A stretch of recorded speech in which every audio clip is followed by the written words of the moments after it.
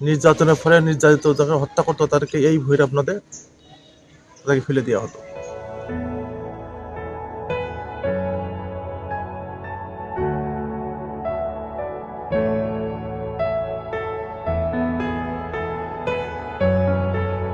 ইংরেজ আমলের প্রতিষ্ঠিত সর্বপ্রথম এবং সর্ববৃহৎ নীলকুঠি হচ্ছে যশোরের রূপদিয়া বাজারে ভৈরবপাড়া অবস্থিত এই নীলকুঠি।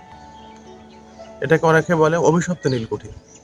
ইংরেজরা স্বাভাবিক চাষাবাদ ব্যাহত করে নীল চাষে বাধ্য করত চাষিদের, এবং যে সকল চাষিরা নীল চাষ করতে অস্বীকৃতি করত তাদের ঘরে চালাতো অমানবিক নির্যাতন, এবং তাদের যদি ঘরে কোনো নারী থাকতো সেই নারীদেরকেও তারা পাশবিক নির্যাতন চালাতো, এমনকি হত্যাও করত।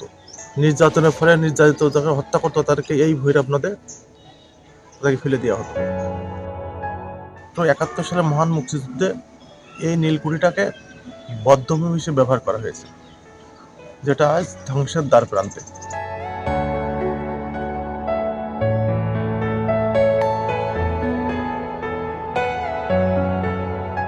ভারত থেকে ট্রেনিং করে যখন বাংলাদেশে আসলাম, এসে শুনতে পারলাম যে এখানে মুক্তিগামী যারা মানুষ ছিল তাদের ধরে নিয়ে ওখানে নির্যাতন করা হতো এবং তাদের ওখানে মেরিয়ে ওই নদীতে ফেলে দেওয়া হতো। সেই জন্য ওখানে আমরা একটা স্মৃতিসৌধ নির্মাণের জন্য বহুত চেষ্টা করেছি, কিন্তু অদ্যাবধি আমরা সেটা সম্ভব করতে পারিনি।